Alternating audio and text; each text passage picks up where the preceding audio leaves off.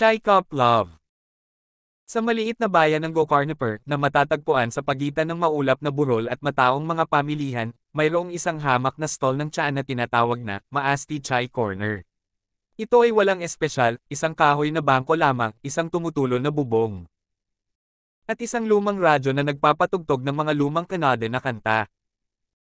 Kilala ang anak ng may-ari ng stall na si Ayan sa kanyang matalas na talino, sarcastic humor, at nakakatakot na pagkanta. Grabe ang mga biro niya kaya pinagtatawanan siya ng mga customer, hindi kasama niya. Pero may mga pangarap si Ayan, malaking pangarap na maging stand-up comedian sa Bangalore. Hanggang noon, naghain siya ng chai at mga nakakatawang biro na nagpaluwa ng tsaa ng mga matatandang tiyuhin. Isang maulan na umaga, habang sinusubukang takpan ni Ayan ng sirang payong ang bubong na tumutulo, pumasok siya. Mira, isang babaeng tagalungsod na may seryosong mukha at may hawak na libro. Nasa bayan siya para tumulong sa isang social project at pansamantalang nakikitira sa kanyang tiyahin. Tanong niya, Chai Malega. Saglit siyang tinitigan ni Ayan, Chai Malega, Dil Nahi. Wo Jedno Gaya. Ikaw ang kumukuha ng tsaa, hindi ang puso ko. Wala na. Malamig na tinitigan siya ni Mira. Gusto ko ng tsaa, walang drama. At doon nagsimula ang kanyang kwento. Naging regular customer si Mira. Nakaupo siya kasama ang kanyang libro, humihigop ng kanyang tsaa ng mahinahon, habang si Ayan ay sinubukan siyang patawanin. Minsan ngumingiti siya, minsan namumungay ang mata niya, pero lagi siyang bumabalik. Ginaya ni Ayan ang mga politiko, gumawa ng mga di-kulay na biro, ginaya ang mga eksena sa pelikula, anumang bagay na magpapangiti sa kanya. Tinukso siya ng kanyang mga kaibigan, ngunit ang kanyang ina, na nanonood mula sa kusina, ay bamulong, wala na siya, ang batang iyon.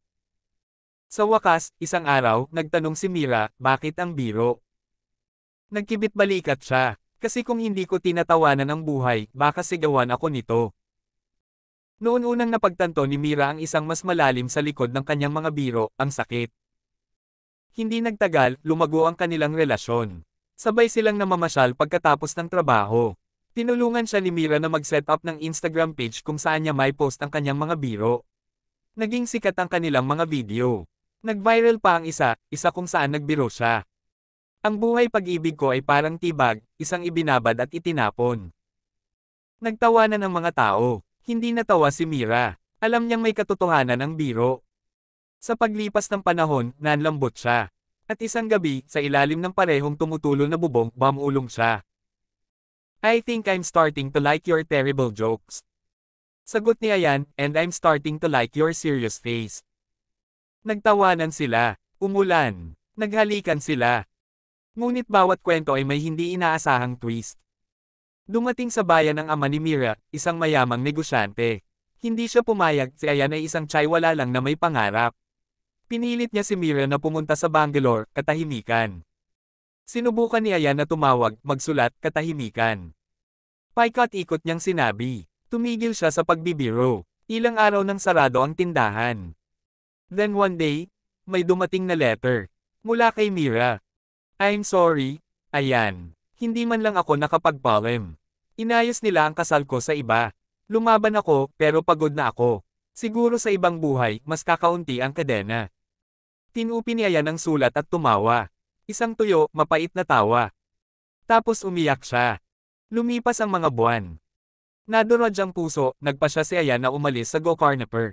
Lumipat siya sa Bangalore at nagsimulang magtrabaho sa isang comedy club, una bilang tagapaglinis ng mesa, pagkatapos ay bilang isang artista. Ang kanyang sakit ay nagbigay sa kanyang mga biro ng malalim. Nagbiro siya tungkol sa heartbreak, arranged marriages, the silence of lost love. Siya ay naging sikat, sunod-sunod na palabas, napatawa niya ang mga tao sa kanyang kalungkutan. Ngunit hindi niya ito nakalimutan. Pagkalipas ng 3 taon, sa isang charity comedy show, nakita niya siya. Mira. Sa madla, hinawakan niya ang kamay ng batang babae. Nagtama ang kanilang mga mata. Pagkatapos ng palabas, nagkita sila sa backstage. Walang salita, tanging katahimikan. Pagkatapos ay sinabi niya, hindi nagtagal ang kasal ko. Umalis siya. I'm raising my daughter alone. Napatingin si Ayan sa batang babae. Kulot na buhok. Seryosong mukha, parang nanay niya. Lumuhad siya, ngumiti, at nagtanong, gusto mo ba ng masasamang biro? Nahihiyang tumango ang dalaga. Sabi niya, kung gayon mahal mo ako.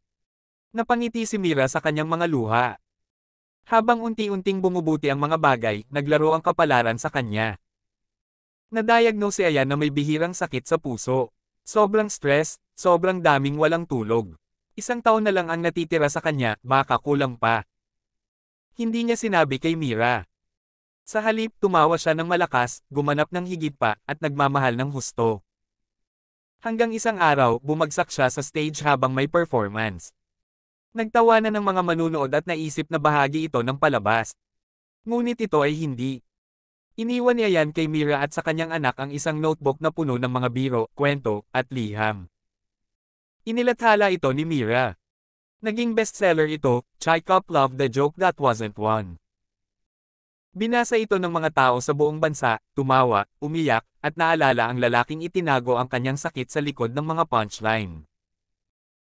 Taon-taon, sa anibersaryo ng kanyang kamatayan, binibisita ni Mira at ng kanyang anak na babae ang lumang tindahan ng tsaa na ngayon ay itinayong muli na may sumusunod na inscription.